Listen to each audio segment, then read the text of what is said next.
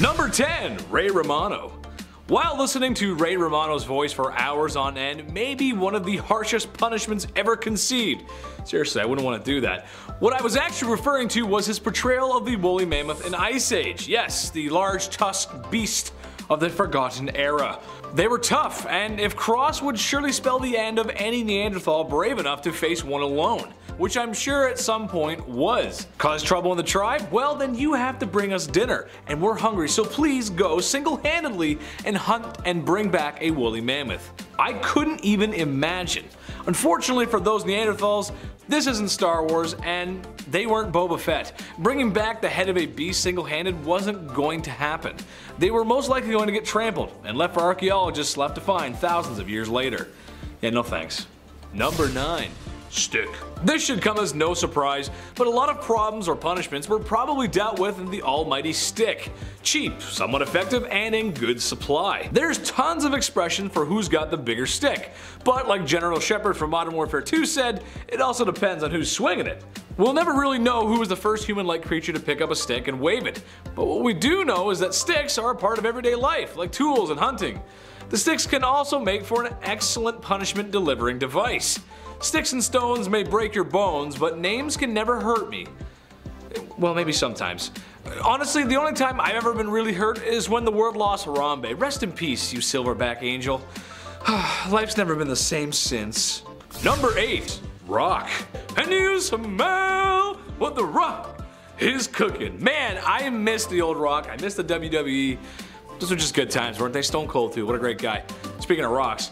Probably the next best thing to a stick is a rock, probably even cheaper and more plentiful than sticks. All kinds of punishments can be derived from rocks. Simple techniques such as having the tribe fill baskets full of rocks and then throw them at you until you're seeing stars, or just ceasing to exist. Or in a similar situation, throwing someone off of a cliff, take a semi-large rock and drop it from a large height on top of somebody's head. Methods are different, however it usually ends up in the same results. Just wait till they find out what kind of minerals and ores are hiding in those rocks. Oh, the discovery of metal and metalworking. Number 7. Cliff. While the Neanderthals might not have been as smart as their Homo sapien counterparts, they were not exactly idiots. You find a high enough cliff and you push said banished member off the cliff. It's simple, but effective. There's a good chance that whomever gets pushed off said cliff will not cause trouble for the tribe any longer. This is something that many civilizations would do for many years. The Greeks, the Romans, just about everyone really. You can't blame them either. It's cheap and quick, and if the cliff or ledge is high enough, you don't ever have to worry about cleaning up. Although I wouldn't do it in a pit like the Spartans. That would just fill up too quickly. And no shot that was the first time that Leonidas kicked a dude in the pit, let's be honest. Is there someone who empties the hole later? Cliffs are just easier. Just easier. Number 6. Ear infections. Okay, not exactly a punishment, but it could be a punishment from up above. Hear me out. Not exactly sure who did this to the Neanderthals. Maybe it was God, maybe it was evolution, maybe it was something else. But the Neanderthals were cursed with something that I don't ever want to experience again. Shout out to the people who don't want to put their head underwater, because after about 5 hours, the bonfire on the beach isn't so fun with your friends because you have an ear infection. Yes, that's right, ear infections. I'm sure I just described someone's least favorite summer night. Well, according to a study in 2019, ear infections were common in Neanderthals and may have ruined many meals by the fireside. While humans like us eventually grow out of them due to our ears' insides growing larger as we grow older, the inside of Neanderthals' ears stayed small and were a perfect place for bacteria. And like most folks, you're not you when you're hungry. You're also not you if you can't hear the Arctic monkeys playing by the bonfire because of a really bad ear infection. Honestly, if you ever had one, I'm just sorry. Number 5. Good soup. Perhaps we'll never know where any of these punishments truly come from, but like all things, they had to come from somewhere. Maybe they did come from Neanderthals. What I'm talking about here is boiling people alive in oil. The good old days, which honestly sounds like the worst way to go. It just can't be nice. A practice that yet again was done all over. Giving people the lobster treatment must have been the worst looking, the worst sounding, and the worst smelling way to unalive someone. I happen to be a lover of theater, but man, this is a little too much. It's hard to call this anything but theatrics, as I'm sure there were much easier ways to achieve certain goals. Honestly, you could probably cough on someone and would achieve the same result. Boy, am I thankful for sanitation. Number 4. Sacrifice. When your source of food gets taken away, and then the rain doesn't stop for 6 days and 6 nights, and when your favorite VHS no longer works, it can truly only be an act of God. We have to please him. Set a bunch of ooga booga men around the campfire. But how do we do this? Well, that's usually when the quiet person in the back speaks up. Sacrifice someone to the gods, he says. Alright, sounds good to me. This was something that went on in many cultures around the world, but it makes you wonder who really was the first to try it. Or rather, keep trying it. I mean, hey, the buffalo came back, the rain stopped, and I just found my favorite VHS. Dude, we gotta sacrifice more people. Number 3, the brazen bull. This might be the oldest punishment on the books. It also may be the worst. Seriously, this one's the worst. Similar to boiling in oil, however, this is just much worse. The brazen bull, basically what you got here is a bull made of bronze, and she's hollowed out like one of those walker things from Star Wars with all the little stormtroopers in it. So you put the perpetrators inside, you lock them in, and then you start a fire underneath that would essentially cook your perps to well done. Make sure your perps are well oiled and salted. Keep on high heat until the screaming stops or the desired sin has been cooked away. Yeah, I can't even begin to imagine the horrible feeling that would be locked inside there. No amount of aloe vera could ever fix those burns. Number 2, dishonored burial. You are born, you live, and then you pass away. That's life. You gotta make the best of it. And at the very end, the least you can hope for is that the people will love you and give you the proper send-off that you deserve. This was a serious deal for those in the olden times. Every culture from every corner of the world has some sort of burial and ritual rites. However, imagine if you were the tribe's disgrace. Perhaps you ate all their food, or never contributed to the tribe. Maybe you're the reason why my favorite VHS tape went missing.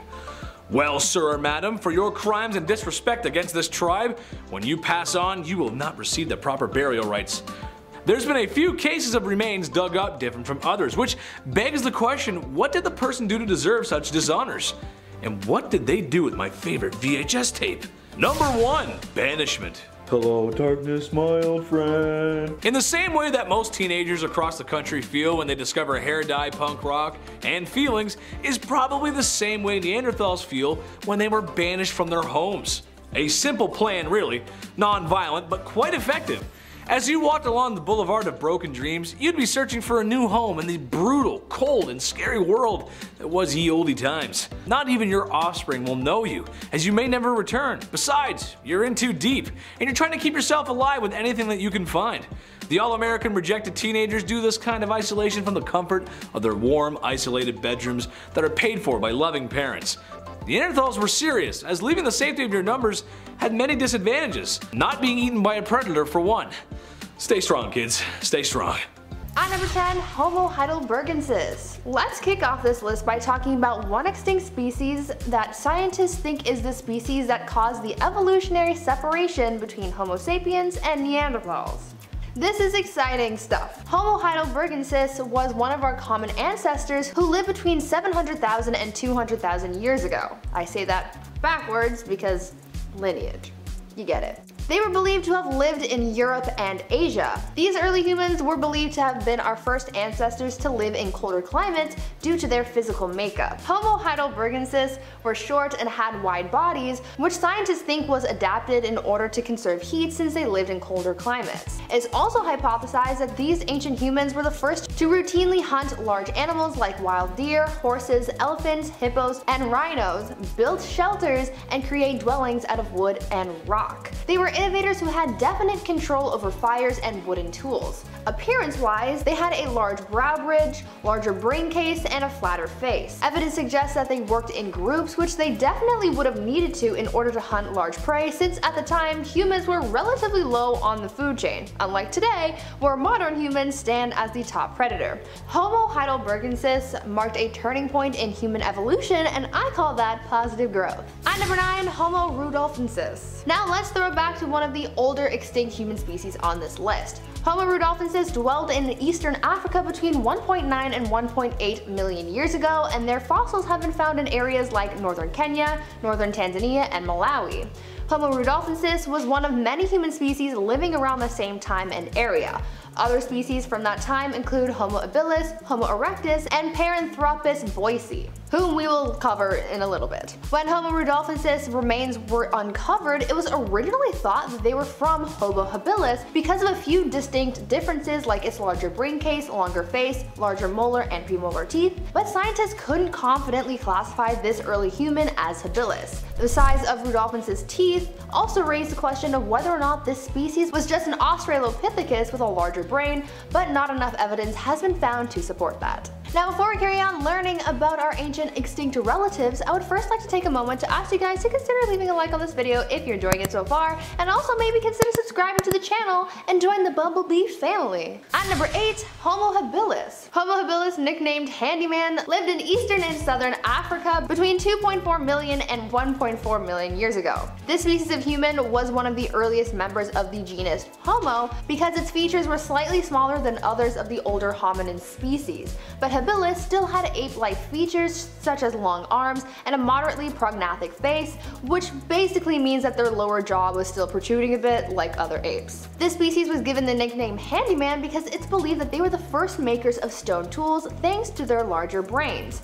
Other than their use of stone tools, Homo habilis was also able to survive and adapt so long thanks to their ability to change their diet seasonally. Evidence shown in tooth studies tells us that because their tooth enamel was still strong like Australopithecus, they were still good for lots of chewing, therefore they were able to break down a larger array of foods, including tougher foods. Homo habilis was also believed to have been the ancestor of Homo erectus, but since scientists have found evidence suggesting that they actually coexisted in eastern Africa, that put a hole, so to speak, in the evolutionary timeline, so now they don't know who fits where. At number 7, Homo florensis. Here's a really interesting species of human that might not have made it into your textbooks. Homo florensis, nicknamed the Hobbit, lived in Indonesia about 100,000 to 50,000 years ago. And as you could probably guess by its nickname, these ancient humans were very, very small.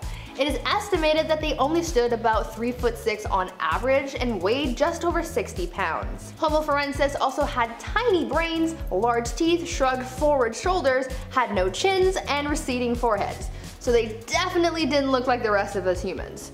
So far, the remains of these humans have only been found on the island of Flores, Indonesia, and because of that, scientists believe that this species of human was subjected to island dwarfism, an evolutionary process that occurs from long-term isolation on an island with limited food. This island also had pygmy elephants who are also extinct, unfortunately. I would have liked to have one as a pet.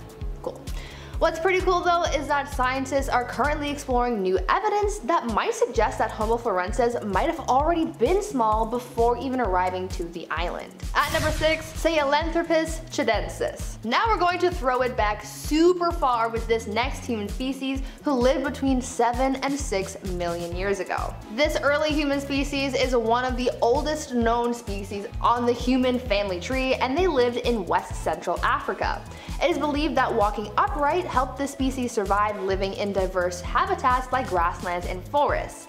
This species was essentially the bridging point of evolution from ape to human. Though they still possessed ape-like qualities like a small brain, sloping face, very prominent brow ridges, and elongated skull, they also had human-like qualities such as small canine teeth, a short middle part of the face, and a spinal cord opening underneath the skull instead of towards the back as seen in non-bipedal apes. Not much else is known about this species due to lack of fossils, but it's still cool to be able to see the moment in time where we went from apes to humans.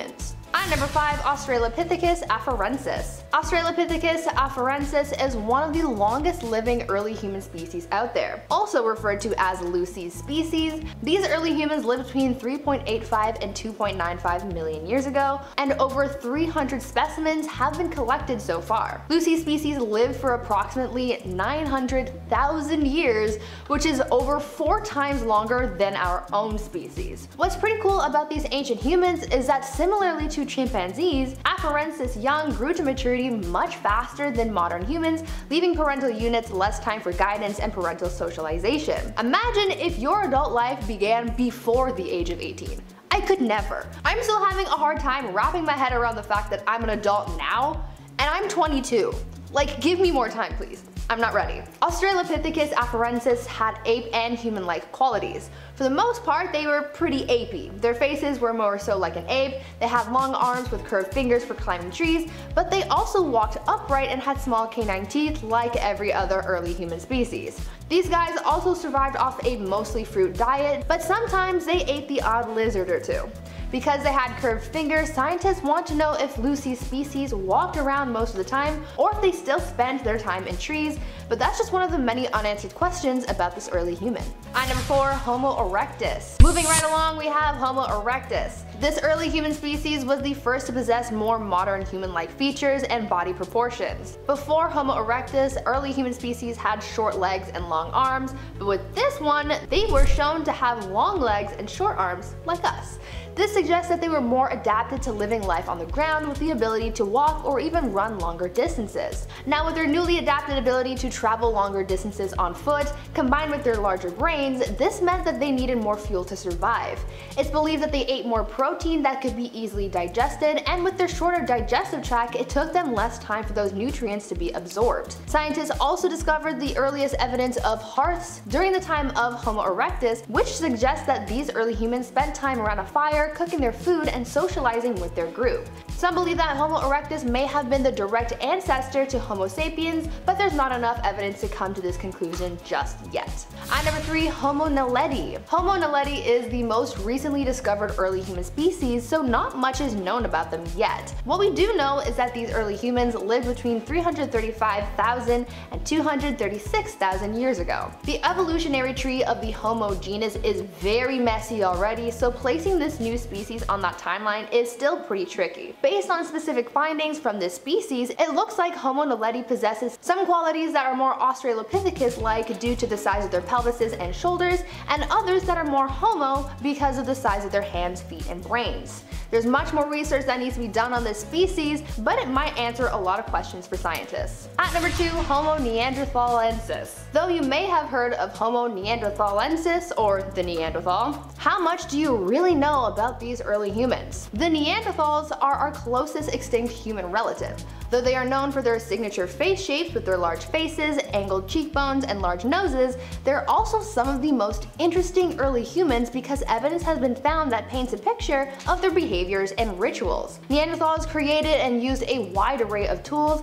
They controlled fire, lived in shelters, made and wore clothing, they were good at hunting, and they even made ornamental or symbolic items, which really wasn't a thing before then.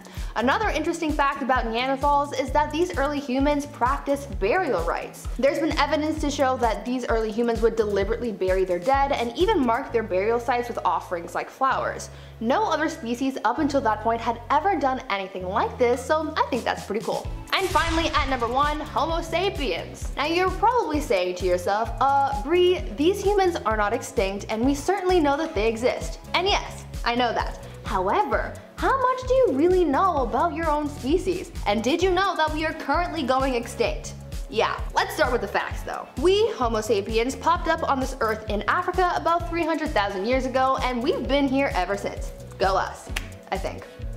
Debatable. What made us different from other humans who were lurking about was our ability to adapt. See, when times got rough for other early humans, most of them weren't able to adapt to their environment and they soon died off, whether from the elements or from being killed.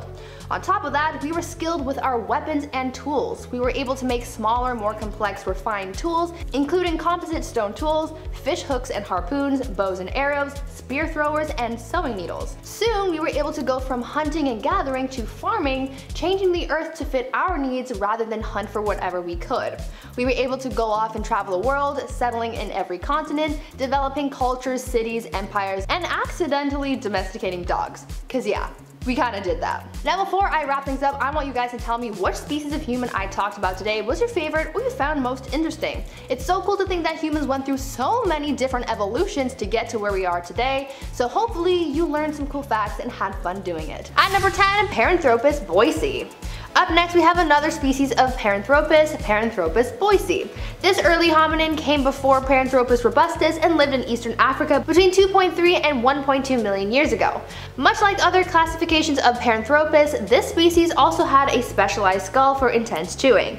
They had very large faces because of their large jaws and temporalis muscles, which are the muscles that you use for chewing. What Paranthropus Boise had that other members of his genus didn't was thick dental enamel. In fact, Boise had the thickest dental enamel of any early human. They also had larger teeth than Paranthropus robustus, and these guys basically just lived to eat. It was their only real skill.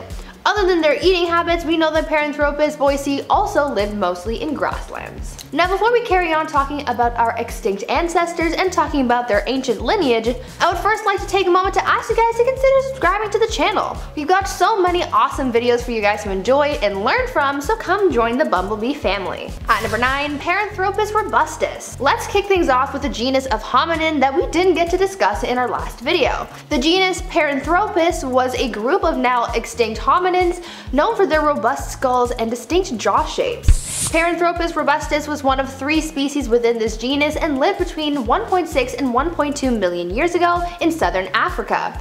These hominins were quite short compared to later humans, standing at an average height of 3'9" for males and 3'3" for females, so these guys were pretty short. This species was known for their chewing. Yeah, weird flex, I know, but the standards for excellence were pretty low 1.6 million years ago. Their teeth and jaws were specifically designed for eating tough fibrous foods, and their jaw muscles were very large and strong to make all that happen, hence the name robustus. Other than their impressive eating abilities, not much else has been discovered about this species. No stone tools have been associated with Paranthropus robustus, however it is believed that they did use bones as tools to dig in termite mounds for snack time. Moving on to the third species in the Paranthropus genus, we have Paranthropus aethiopicus. Because very few fossils of this species have been discovered, scientists don't really know much about Paranthropus aethiopicus.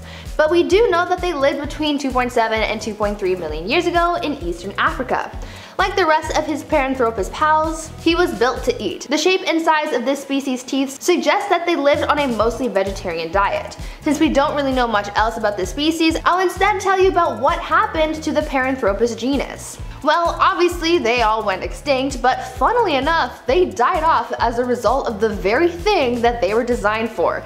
This genus was designed to eat, but eventually they hit an evolutionary dead end, and they all just sort of died off because they were too specialized and couldn't adapt to the new food sources being produced by Africa's changing climate. Paranthropus also shows no direct connection to the family tree that produced Homo sapiens, so when you look at things, Paranthropus kind of just existed on this earth for a hot minute and pretty much accomplished nothing. That's pretty depressing. At number 7, Australopithecus africanus. In our last video, I told you guys about Australopithecus afarensis, but today I'm going to tell you about his relative, Australopithecus africanus. This early human lived in southern Africa between 3.3 and 2.1 million years ago. They were anatomically similar to Australopithecus afarensis, having a combination of ape-like and human characteristics. Compared to afarensis, africanus had a rounder head and smaller teeth. The remains of Africanus also indicated that they were adapted for walking around bipedally, but they were also adapted for climbing as well. For a while, scientists thought that Australopithecus was a hunter after finding bones near their remains that at the time suggested that they used bones as tools and weapons, but it was later discovered that it was predators like lions, leopards, and hyenas who were responsible for leaving those bones behind. Those same predators were also responsible for hunting down Australopithecus africanus as well and making them part of their midnight snack. At number 6, Ardipithecus ramidus. Ardipithecus, aka Ardi, was a genus of early hominin who lived about 4.4 million years ago in eastern Africa. Ardi's discovery was very important in the scientific community because the evidence that was gathered from the remains that were found indicated some pretty key information regarding the evolution of primates to becoming bipedal.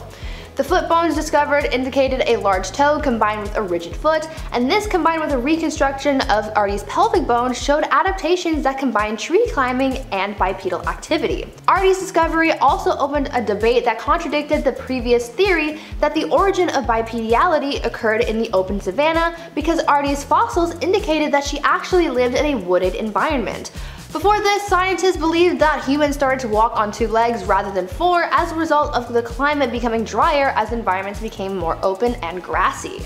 At number 5, Auroran tugenensis. Australopithecus is one of the oldest early humans in our lineage.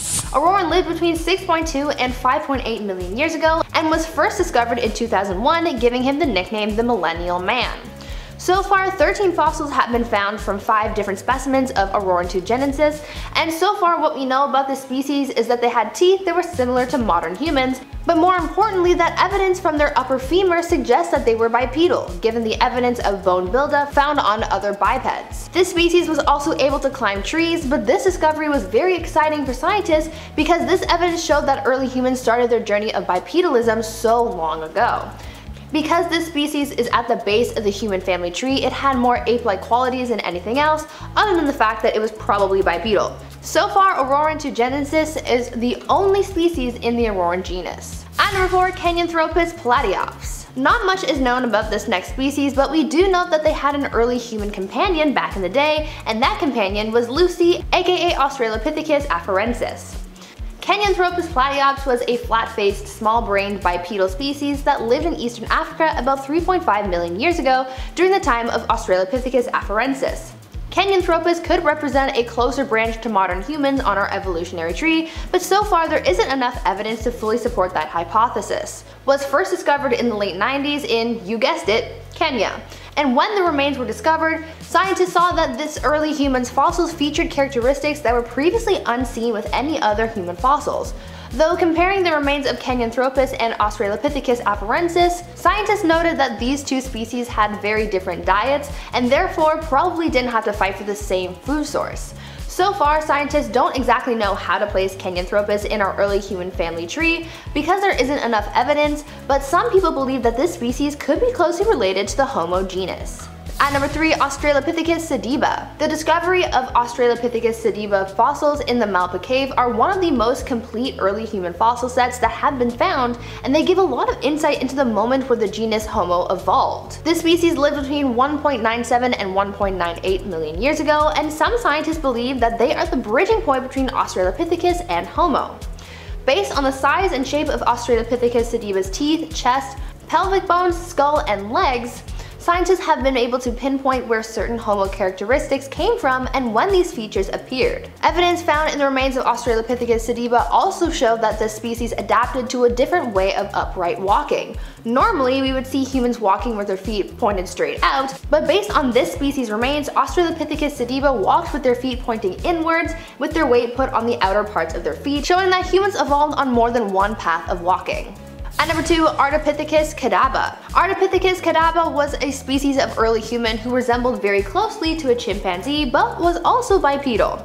This species lived in Western Africa between 5.8 and 5.2 million years ago. Not much is known about Ardipithecus cadaba because this species is only known in the fossil record. However, these scientists are so good that they were able to determine this species' bipedality based on a toe bone alone because they could see that this species was able to push off their toes as if they were walking like you or I. One of the only other things that we know about Ardipithecus cadaba is that they had teeth that were similar to that of chimpanzees, but they were more narrow, which suggests that they were designed to eat fibrous foods. At number 1, the Denisovans. Now this species is probably the most mysterious of them all because we know that they once existed, but there's not enough evidence in fossil data to actually give them a scientific name. Most of what we know about them comes from DNA evidence. The Denisovans were a species or subspecies of archaic human who once lived in Asia. This species is what some researchers call morphospecies, which are, quote, a group of biological organisms whose members differ from all other groups in some aspect of their form and structure. Basically, these quote-unquote humans looked nothing like us nor any of our ancient human ancestors. All we know about the Denisovans is that they are different. This species was discovered in a lab when scientists pulled 50,000-year-old DNA out of a finger bone of a fossil that was discovered in a cave in Siberia. Given their age and the location that the remains were found, researchers assumed that their DNA would match those of Neanderthals. However, their findings revealed that this DNA belonged to a group of humans who last shared an ancestor with Neanderthals approximately 765,000 years ago.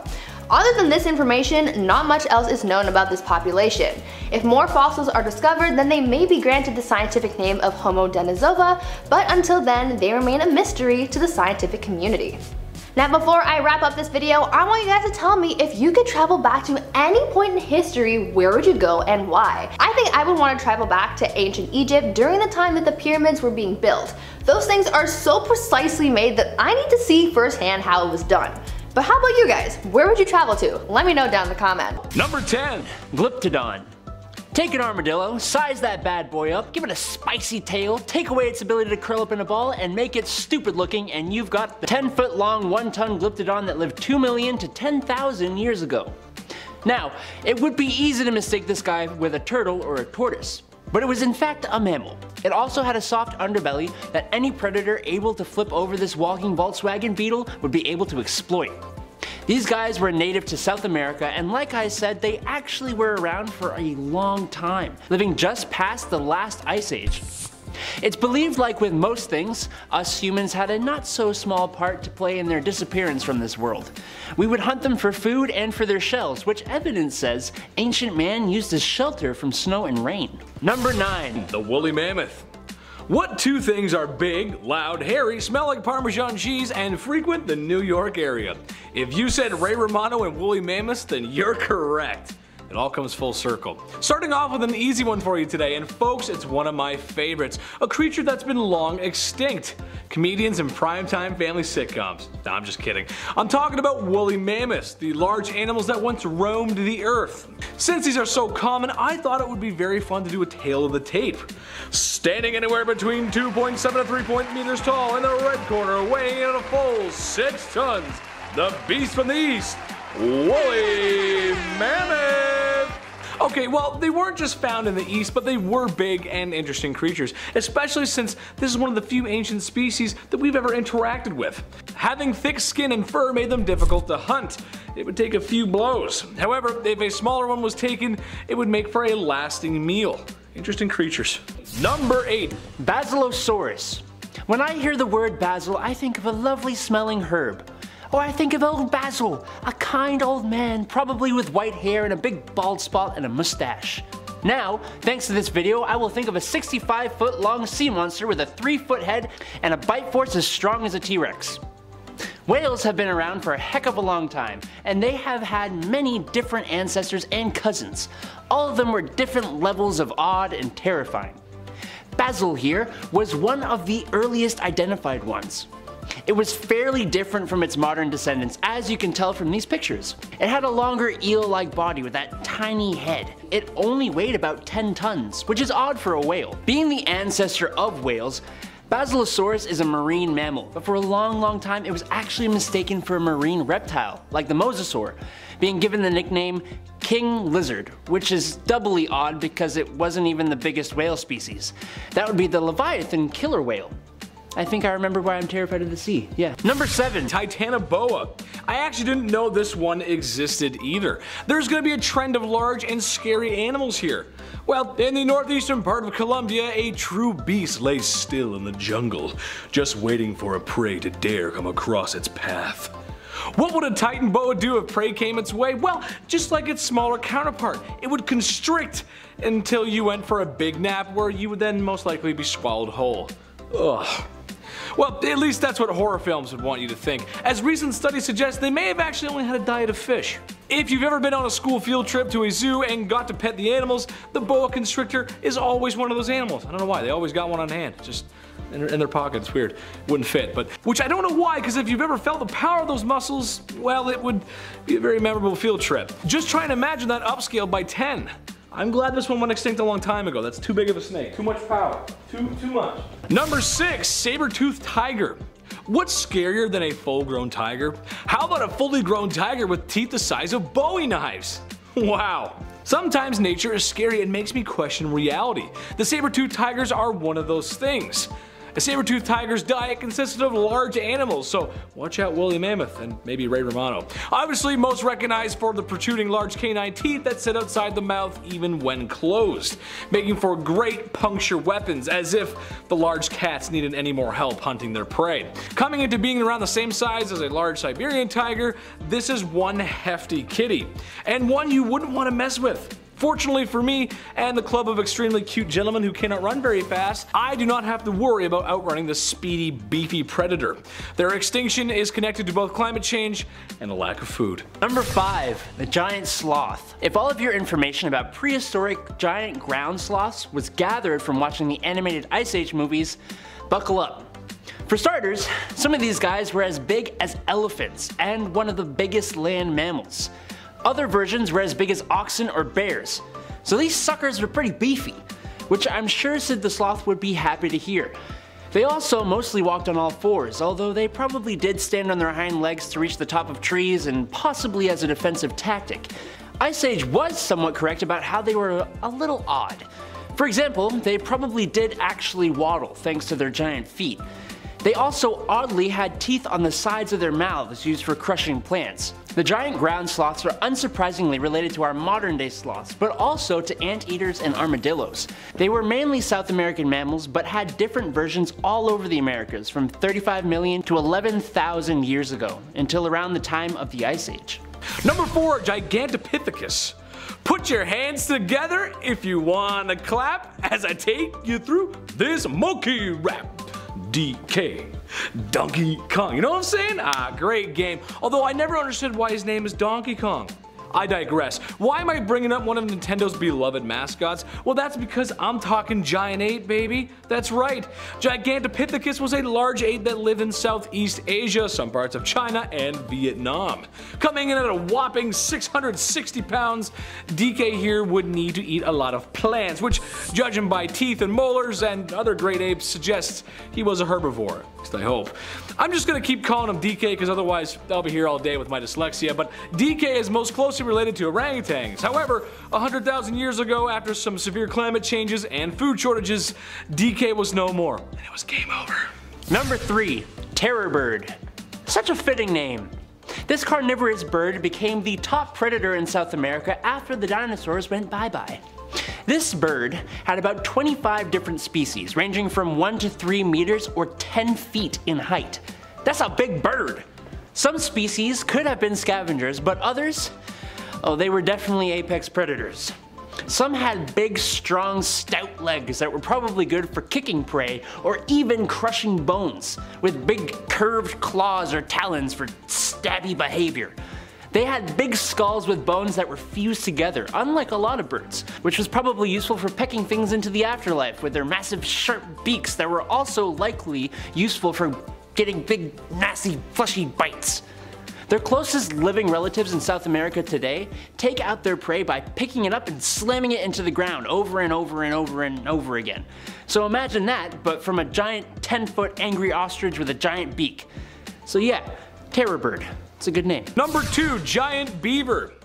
Yeah, my Aunt Flo used to have a bear-sized beaver. Too bad it ran away. Okay, all jokes aside, giant beavers, also known as castoroids. That's a strange name. First discovered in the very busy and important state of Ohio back in 1837, these fossils pop up anywhere from Toronto all the way down to Florida. Getting as large as 7 feet long and just shy of 300 pounds. This is a beaver whose dam you don't want to break. Despite how awesome the giant beavers were, they are now extinct, and despite the Hudson Bay companies or the dismay of French-Canadian fur trappers, the beaver went extinct thousands of years ago. Today we are unsure what made them go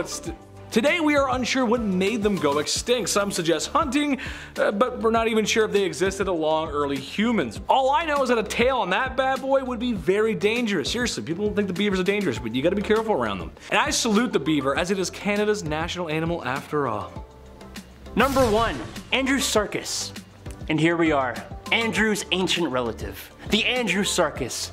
The name Circus was given as a dedication to Roy Chapman Andrews, who I share a last name with, so maybe I'm related too. Who can say? Andrew's such a unique name, isn't it? Which is fitting because this bad boy right here was unique. Its massive 3-foot skull was very similar to a wolf's skull, but its jaw and tooth structure made it more like a mesonychid, which are related to horses and deers, but also relatives to whales and hippos. It was a giant, hoofed carnivore, like a mix between a pig and a wolf, but massive. It probably ate literally anything it could get its jaws around. It could have been anything from tinier mammals to plants and roots to giant herbivores related to rhinos. If I ran into a huge, hoofed pig wolf capable of taking down rhinos, I'd just lay down and give up. Luckily, it lived 45 to 35 million years ago in Asia, specifically the area around and near modern-day Mongolia. And Andrewsarchus did not adapt well to the changing times and didn't last as long as other ancient creatures on this list. Just like Andrew, we're still trying to figure out exactly what kind of animal Andrewsarchus was. Coming in at number 10, Nineveh. The Nineveh civilization was one of the oldest and most impressive civilizations of the ancient world. Located in what is now modern-day Mosul in Iraq, this civilization thrived mostly under the rule of King Sennacherib from 704 BC to 681 BC. Under his leadership, Nineveh was made the capital of the Assyrian Empire. Their kingdom was massive and had a lot of impressive infrastructure like a 15-gate wall around the city, as well as parks, aqueducts, canals, and an 80-room palace. This place was so extravagant that some scholars today believe that the famous Hanging Gardens of Babylon were actually located in Nineveh and were commissioned by King Sennacherib. Other than their infrastructure, their culture was also incredibly impressive as well. Nineveh was known as a center for the development of arts, sciences, and architecture, and scribes and scholars from elsewhere would flock to Nineveh to further their studies. They had a library that contained over 30,000 inscribed clay tablets, and one of those tablets included a story of a great flood that drowned the world except for one man who survived by building a boat and searching for dry land. Does that story sound familiar? It might, since it's an early version of the story of Noah's Ark.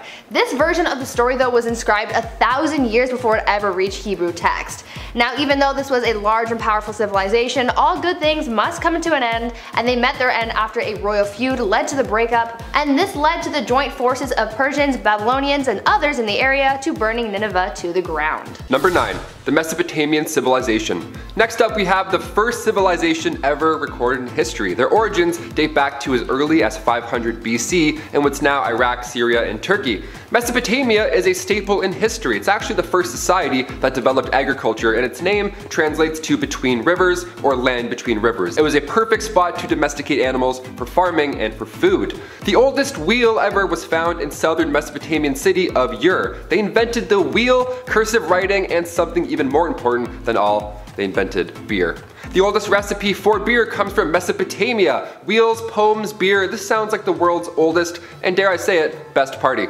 Of course, aliens also come into play too when looking back at Mesopotamian culture. They had an advanced understanding of the cosmos using astronomical instruments. Now, one of these instruments was this Venus tablet of Ammisadaka, which could predict these astronomical events. Maybe our earliest civilization made contact and now they're just trying to reach out.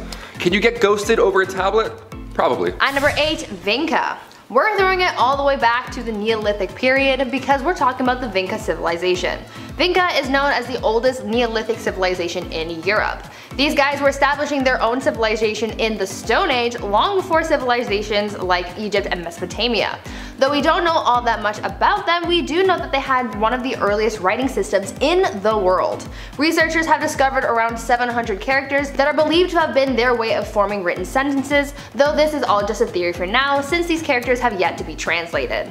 The archaeological evidence that has been found from the Vinca civilization suggests that this group of people thrived in the area along the banks of the Danube River for more than 1,000 years before being abandoned. No one really knows why the Vinca civilization abandoned the area or where they went, but maybe one day we will get those answers. Number 7. The Mayans. It's 2021, which means the world thankfully didn't end in 2012. But that movie was good.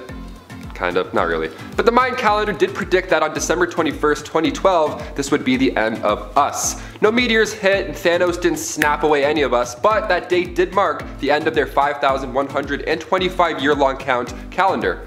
Yeah, and you thought you were a planner. These guys were crazy. One of the earliest uses of the number 0 being in mathematics came from the Mayans. They were super advanced for their time, and they were also quite artistic. They drew complex hieroglyphs on long strips of paper made from fig tree bark. I can't write 4 sentences down on paper without my wrist hurting. I have to like slap it around for a minute. These guys are on a whole new level. These stories date all the way back to the late pre-classic period, so around 300 BCE. That is so old. The Olmecs of Mesoamerica figured out how to consume chocolate, sure, but like the art that we see etched into the stone walls around them, the Mayans made it beautiful. The Mayans would mix chocolate with water and chili peppers and honey. They would make it as a spicy drink. I'm gonna stick with the old pumpkin spice for now. I think that's the riskiest I'll go. Thanks so much though. Debit. At number 6, Mehergar. Even though Mehergar was a pretty impressive civilization, no one really knows about it because very little interest was invested in learning more about it. Mehergar was one of the oldest civilizations in the world, situated in what is now modern-day Pakistan. Excavations of the site started back in the 1970s, but due to the government's lack of interest, looting, and land erosion, it made it hard to learn much about this ancient settlement.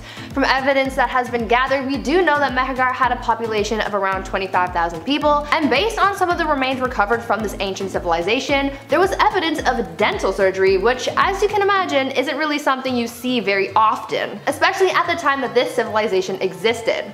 Other than that, many of the other secrets of the civilization are buried very deep in the earth, so it makes it much harder for researchers to uncover them. What has been found though are some pretty well preserved buildings made from brick, and even a formal cemetery. Who knows what else we might learn from this site. Number 5. Rapa Nui. Also referred to as the Easter Islanders, the Rapa Nui is known most famously for their Easter Island heads, the Moai, that still to this day reach up to 13 feet tall and weigh over 80 tons. Massive achievements. Now how did they build these things, and also how did they move them around? Well, there's of course a crazy alien theory, and it's my favorite theory of all. The indigenous Rapa Nui claim that these statues once roamed the land, like Night at the Museum, but with, less bubblegum and fun. There were once thousands of these sculptures, but during the 1700s, civil wars resulted in the Rapa Nui tearing them all apart. It was already an impressive feat building the Moai, but in 1914, archaeologists discovered they also had bodies beneath them. Just like us YouTubers, you never know underneath here. We could be 7 feet tall or we could be 5 feet tall. You really don't know. Look at this. You have no idea. The theory that all these statues would move around seems a little bit more plausible now that we know that. At number 4, Nubia. The ancient civilization of Nubia was almost like ancient Egypt adjacent until it wasn't.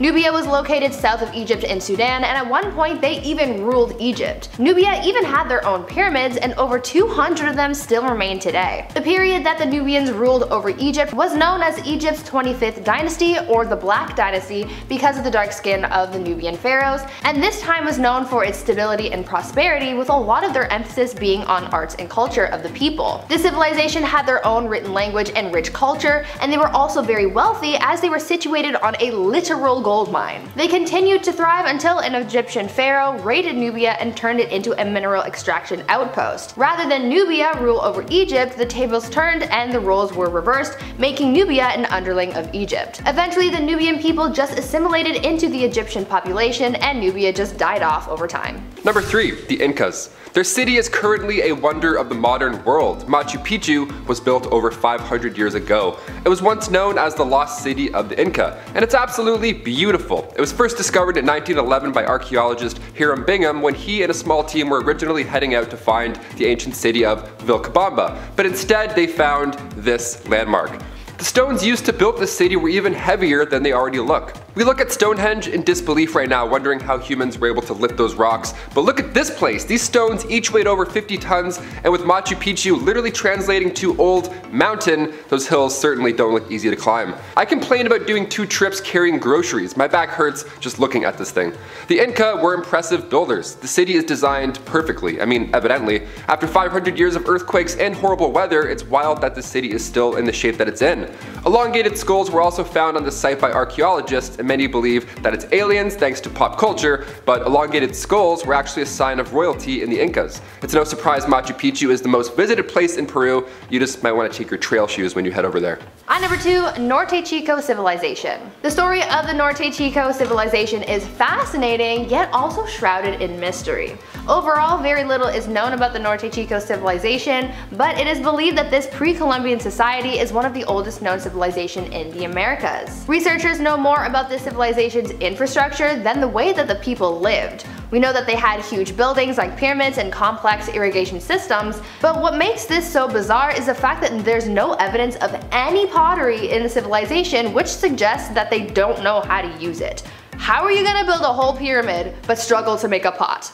I don't get it. There is also evidence that these people worshipped some kind of deity, but again, no one knows what form this deity took. Now here's where the mystery really comes in. No one knows what happened to the Norte Chico civilization. The settlements were abandoned sometime around 1800 BC, but no one really knows why. There's no evidence of any kind of warfare, and there were no natural disasters to cause them to flee their homes. The people just kind of disappeared, and no one has been able to piece together the puzzle, so we may never know. And coming in at number 1, the Greek civilization. The Antikythera mechanism is the world's oldest analog computer. It would keep track of the cosmos, and to this day we're trying to figure out the exact purpose of it or how it was built. But what we do know is that one of those dials in there was meant to keep track of the Olympics. That's how important this event was. Thanks to the ancient Greeks, now we get to see dudes hucking shot puts at people. It's great. The ancient Greek civilization thrived in Greece around 500 BC to 2700 BC. The rich history of ancient Greeks spans such a long time that we've divided their time into periods, like the Archaic, Hellenistic, and Classical period. Their wine was so good that they had a wine god in the pantheon, god Dionysus. What an OG. It was deemed a hubris for Greeks to get intoxicated, so they would also add water to their wine. That way they could keep the party going all night, of course, but actually it was done so nobody became violent. Only god Dionysus would drink wine straight out.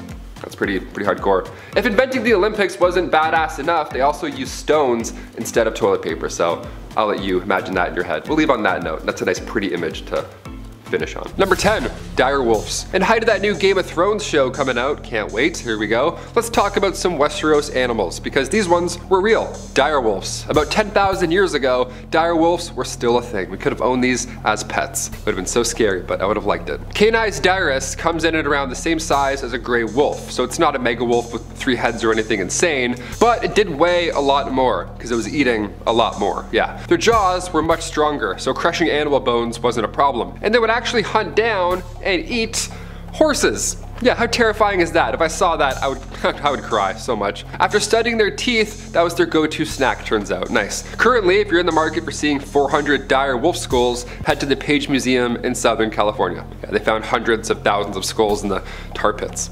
Imagine that. Oh, what is this?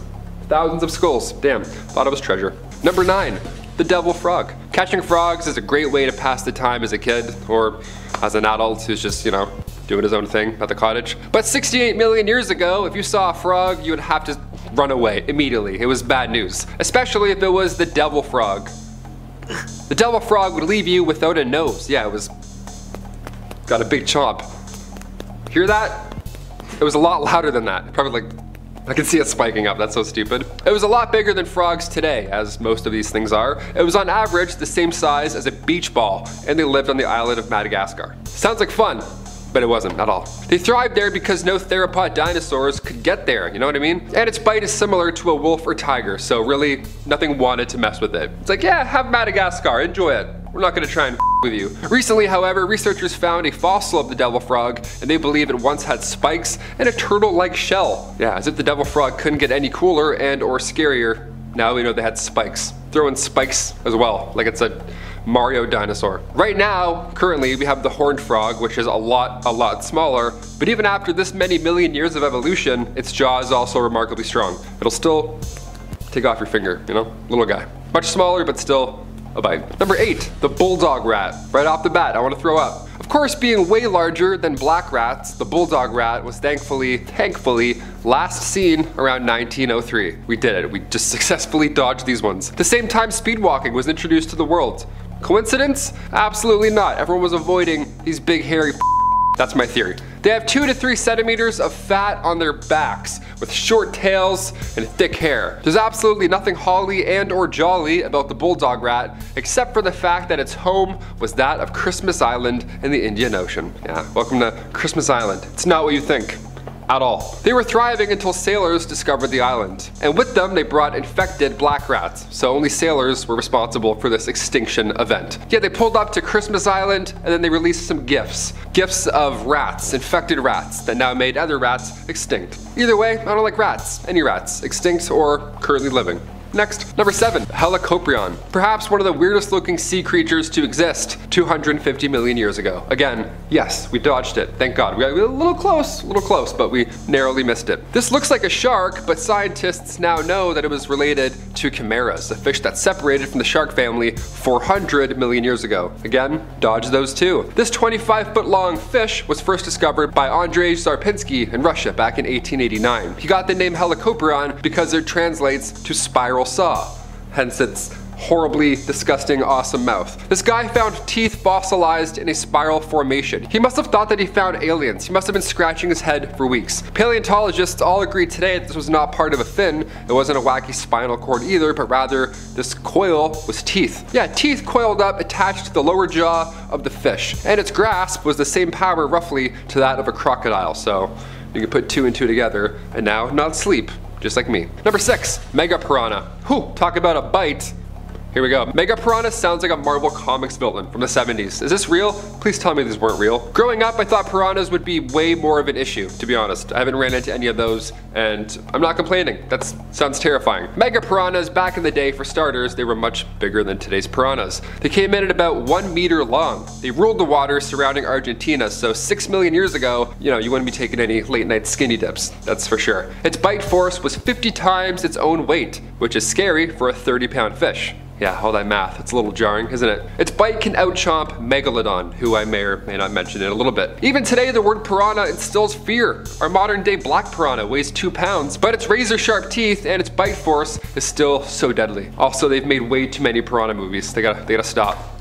Piranha 3D, 4DX, Piranha, moving chairs, Mist, I don't know. They're doing way too much movie theaters. They have a thing now, it's called smell-o-vision or something, where you watch a movie and you can smell the scene, which is odd. Imagine watching the human centipede and smell-o-vision. Number 5, Arthropleura. These creepy crawlies translate to jointed ribs. That's what their name means, jointed ribs. That's lovely, there we go. Arthropleura were these gigantic millipedes. Yeah, they would grow up to 6 feet long. Sorry, Jen, I forgot about these ones. These are kind of bugs. It was the largest known invertebrate ever. It ruled all over the arthropods, so any other spider, insect, crustacean, you name it, nothing compared to this horror. Nothing compares to you. 6-foot millipede, yuck. They roamed the land during the Paleozoic period. They would crawl around at much higher speeds than today's millipedes, which is still so fast, way too fast, and they ate any decomposing organic matter. So no, they wouldn't gobble you up if you went back in time. The reason all these monster bugs got so large, by the way, was because 300 million years ago, oxygen made up 30% of the air, whereas now we're only sucking in 21%. Yeah, we got that dirty hand-me-down air. But also, we have smaller bugs, so I'm not complaining too hard. Number 4, Epicyon. Much more than just a dog, these extinct canines were known as bone-crushing dogs. Awesome, let's not get these as pets, I guess. They would come in at around 5 feet long, greatly resembling a grizzly bear, and their massive head would come in handy during hunts, because it had the, head size of a lion, and its jaw certainly played the part as well. No problem hunting, very fast. Lions, tigers, and bears all rolled up into one furry 300-pound sack of holy shit. It was made to crush, literally. Its 4th premolar was enlarged, just like some hyenas, just like bears. This thing too lived in what's now North America. They went extinct about 6 million years ago, which is pretty recent considering the other scary fossils on this list. Could you imagine camping and all of a sudden this thing comes in? Sorry, runs in? Or sprints in? I don't know, I'm out of here. Number 3, Psyla Cosmolis. Sounds like a Harry Potter spell, I love it. Marsupials, millions of years ago, they were a little bit weirder than our marsupials today, although they're still odd. They have the weird, scary face. Psyla Cosmolis, first of all, way better name than opossum. We should have kept that name, if anything. These guys back then looked like Sabretooth Tigers, but it's really just a cousin to marsupials today. Its name translates to terrible pouched knife, awesome nickname, and it used to live in what's now South America. Elmer Riggs discovered the remains of such a beast in the 1920s, but only recently we have now figured out it wasn't related to a cat. Although, looking at it, you're like, I don't know, it looks a little similar. Its teeth are intimidating, don't get me wrong, but this was just a big marsupial, and it's an apossum, or an opossum, or bepossum, I don't know, I've lost count. Number 2, there is no saurus. There is no saurus, not anymore, thankfully. No, they've been dead for 75 million years, for sure gone. We love that, here we go. There is no saurus anymore, that sounds weird to say. They were also known in history as the reaping lizard, and it was first discovered in 1948. And these guys could grow up to 10 meters long, and they weighed about 5 tons. So yeah, like the lizard from Spider-Man, you're pretty much if you run into these. But the feature that stands out the most on this long neck raptor looking dinosaur is its massive claws. This thing's got baseball mitts for hands. It's like Freddy Krueger. These hands are way too big for that body. It's like a sports fan just ready to catch a foul ball. This is where the Greeks got the name from. Derizo means to reap or to cut off. This was the Freddy Krueger of animals. And thankfully its choice of meals was always a salad. No, it didn't shred up any animals unless it had to in self-defense. So leave this guy alone. The first fossil was discovered in the late 1940s from a Soviet Mongolian fossil expedition, and they found the claws first, and for 10 years they had no idea what this belonged to. Just terrified people in a lab for 10 years straight. It wasn't until the early 50s until they found more bones, and then eventually all the pieces of the puzzle started to fit, and they realized it wasn't a turtle. Yeah, that was their first guess, just a big old turtle. Do you imagine that in the water? No fucking way. And finally, number 1, Megalodon. Yeah, speaking of water, and holy shit, yeah, this thing was very real. Louis Agassiz first discovered the Megalodon shark back in 1843. Wasn't alive though, but still scary. He was a Swiss-born American naturalist and geologist. He discovered some amazing details about glacier activity and extinct fish. He is brilliant in history. But one of those extinct fish just happened to be the tooth shark, aka the Megalodon. It lived everywhere in the world but Antarctica, really. This thing ruled our planet. It favored warm oceans, but similar to a great white, it generates heat when it moves, so it can survive most places. Yeah, not great for us, swimming in the water. The largest recorded Megalodon came in at 59 feet, about the same length as a bowling alley. So if this thing were alive today, there's no chance Jason Statham could take it. No, it's gonna take at least 3 Jason Stathams, at least. Its 7-foot wide jaws had plenty of trunk space for a swimmer, and its 5 rows of razor sharp teeth ensured said swimmer didn't get out. So I'm glad they're all dead. In a nice way, I don't know, it sounds kind of horrible to say. Number 10, the walking worm. Okay, this was my nickname back in high school. Nice, good to be back. This one sounds nice. Earthworm Jim, Gumby, I got them all. Just a walking, lanky worm dude. Meet the Hallucigenia fortis, named by Simon Conway Morris back in 1979. Conway Morris named it Hallucigenia fortis because of its bizarre and dreamlike quality. Sure, art's subjective, I guess, to each their own. There were over 109 specimens of these strange aquatic creatures, and they ranged in size from half a centimeter to 3 centimeters long. Now, number 10 on our list, okay, gotta start small, not too large, and since it was an invertebrate, it lacked a spine. Just like me, no spine, you know, just all worm. Just all air, like an inflatable person. Defining features of the walking worm, as its name suggests, were these tentacles that protruded out from the body. It had spikes that it maybe and possibly probably walked on. How terrifying is that?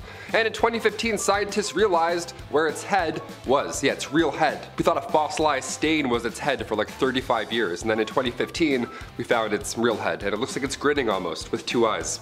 Dare I say worse than the stain? Let's stop looking. Number 9, the big fin squid. From the Magnapinidae family, the big fin squid, or as I like to call it, this ocean alien with shoulders and elbows, belongs to a group of rarely seen cephalopods with a distinctive morphology, meaning that they're really weird looking and really rare. The first record of us catching and looking at this thing comes from 1907 in the Azores, but due to the damaged nature of the find, little information could be actually extracted. It just looked like a piece of wet crinoline pulled out of a lake. During the 80s, 5 specimens were found in the Atlantic and Pacific, so eventually the creature found a place amongst the books as its own species, entering the Magnapinidae, or squids. So it's not actually a squid, but like a third cousin. This thing looks like it crashed here on an asteroid, doesn't it? The arms are huge and held perpendicular to the body, creating the illusion of arms and elbows, giving it its trademark alien figure.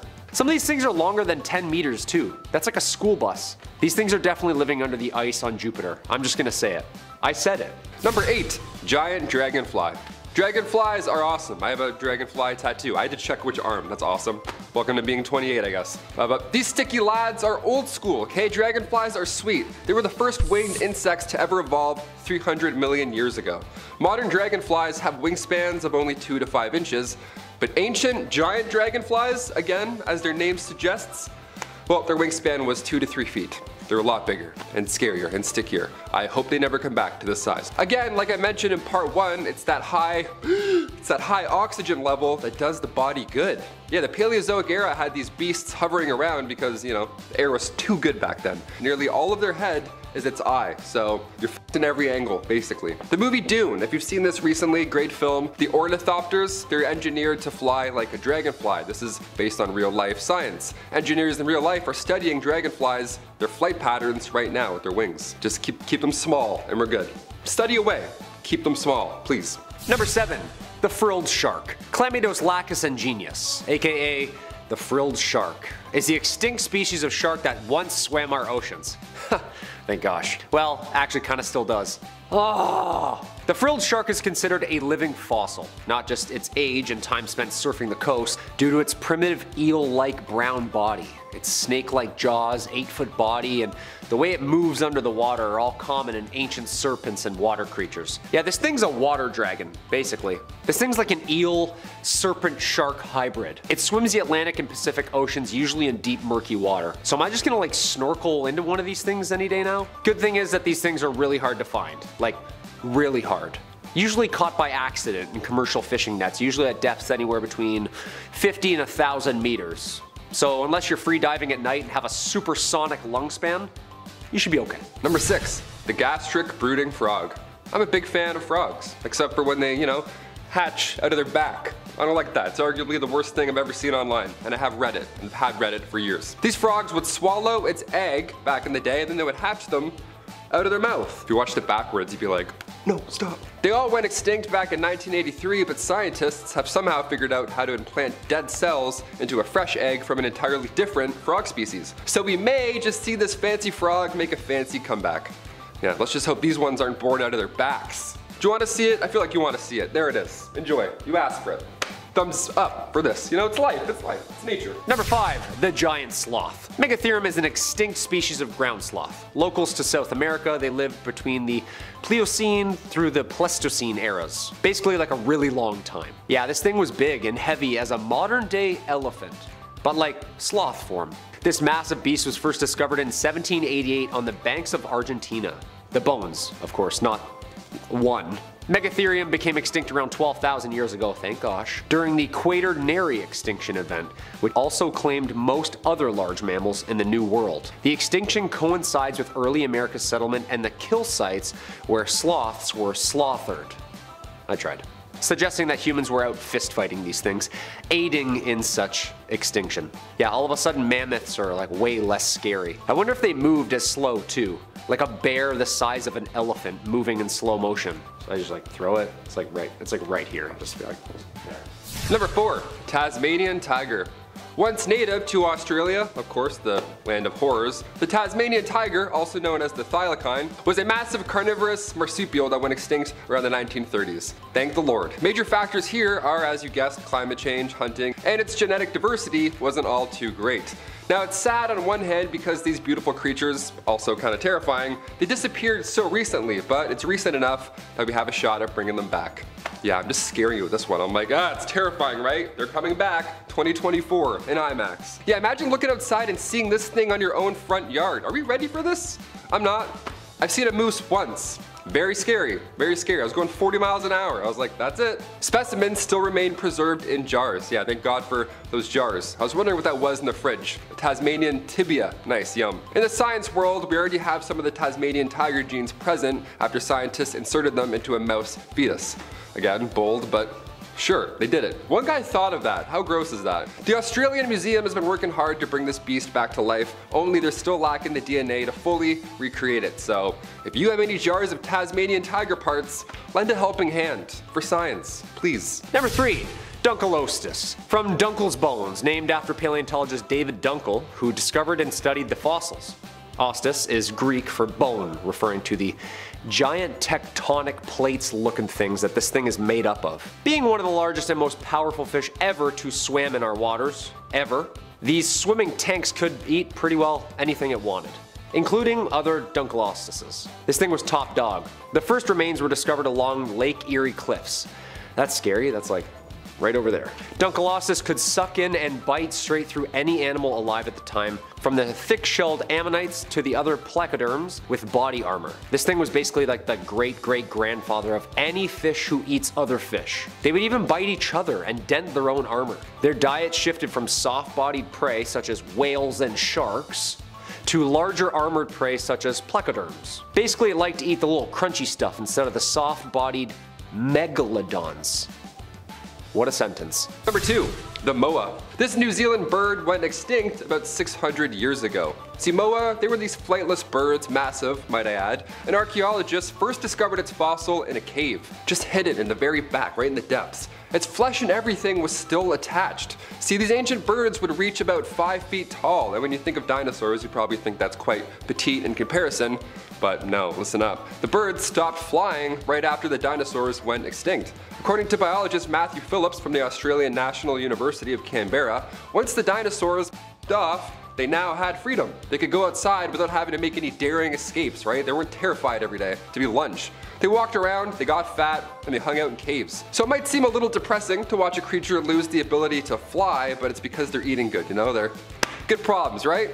Scientists have recently discovered moa DNA from ancient eggshells, so there's a possibility we might see these fatties hit the skies once again.